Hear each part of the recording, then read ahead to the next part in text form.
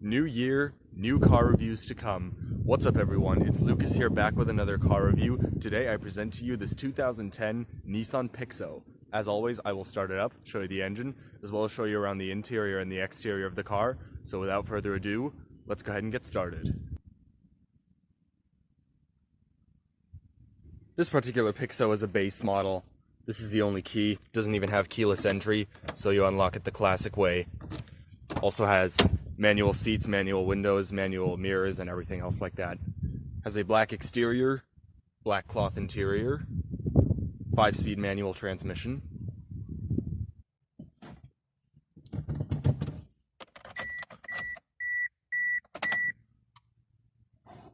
This Pixo has 87,000 kilometers on it.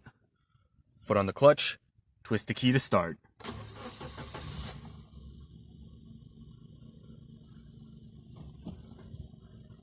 Nice.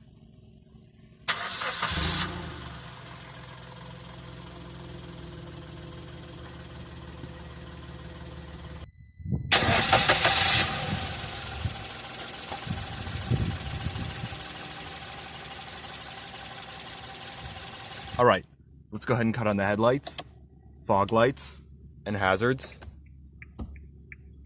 As I mentioned before, it does have manual windows. Alright, let's go and check out the exterior of the Pixo.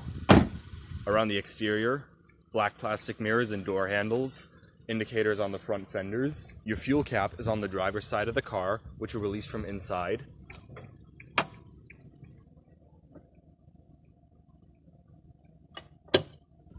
The rear windows are just vents, they don't actually roll down.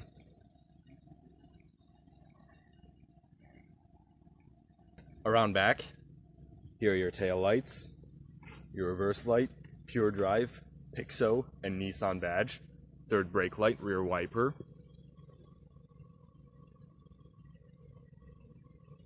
This Pixo rides on Goodyear Ultra Grip tires. They are 155/65 R14, so you have 14-inch steelies with hubcaps.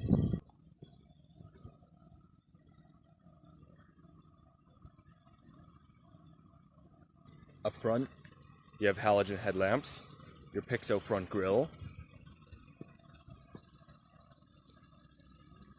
So, let's go ahead and pop the hood.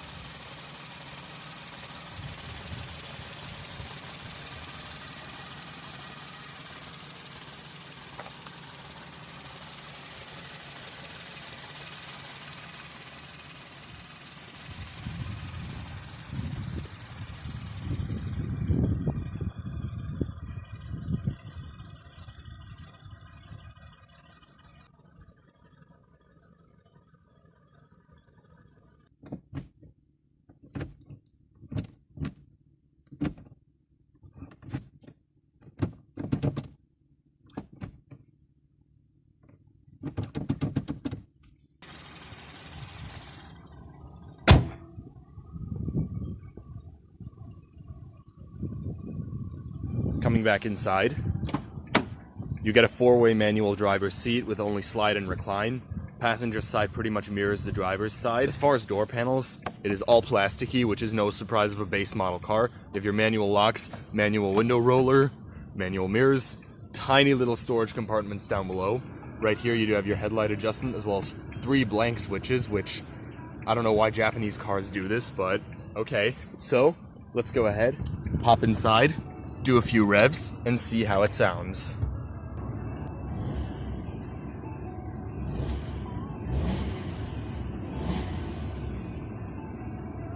It's not a bad sounding 3-cylinder engine.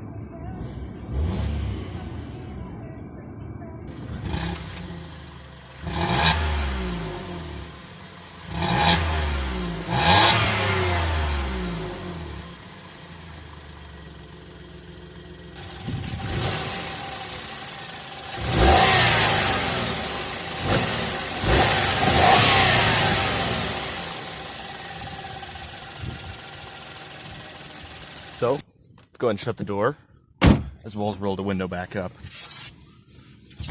Here's your radio. It's a pretty standard radio.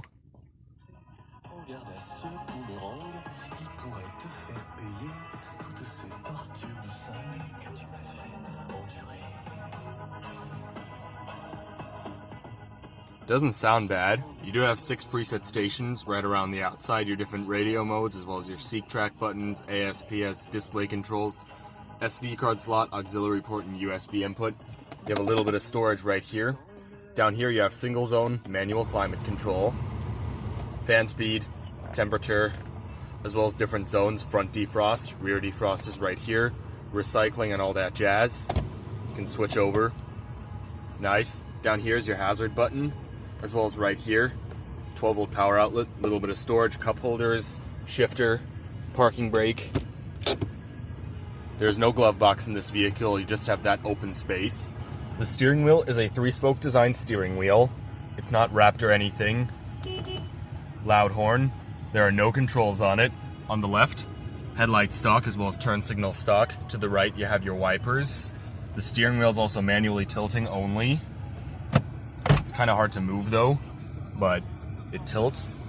The gauge cluster is very straightforward. There's only a little display with the clock, odometer and fuel gauge, and then a speedometer and various warning lights around it, and that's it. No tachometer or anything. Right here, different modes from where you can change from the odometer to trip A and B and all that jazz and back to the odometer. You also have clock settings right here. Sun visor with vanity mirror. Manually dimming rearview mirror with some interior illumination. Alright, so that's pretty much it for up front. Let's go ahead and check out the back seat.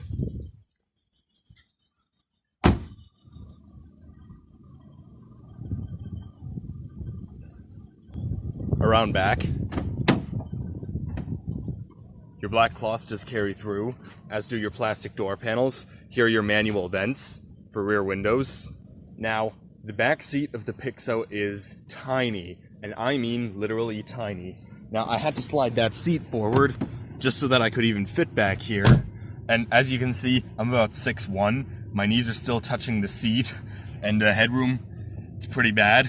There's not much of it, but this seat right here, the passenger seat, is slid all the way back, and as you can see, there's pretty much no room. There's only this much room between the back seat and the back of the front seat when the seats are slid all the way back, which should really give you a taste of how little backseat room the Pixo has. But at the same time, this is more of a city car instead of a big family hauler anyways. There's no seat mat pockets or anything, no center armrest. It's a pretty basic back seat. So, that's it for the back seat. Let's go ahead and check out trunk space. You actually do need the key to open the trunk of the Pixo. Insert it, and then twist to the right, and it's open. Also, struts in this thing are fairly weak. Look at that. It's kind of tough to get it to hold, so you kind of just have to hold it in place with your hand. But, as you can see, trunk of the Pixo, pretty small, but since this is such a small car, that is no surprise. Removable cargo cover. You also have a folding rear seat. It folds in one piece, and that way you can expand the cargo space a little bit. But that's about it.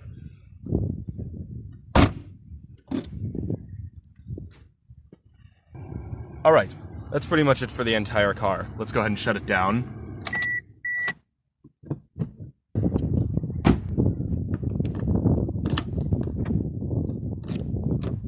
So all of that is going to conclude the review on the 2010 Nissan Pixo. I hope you enjoyed this video.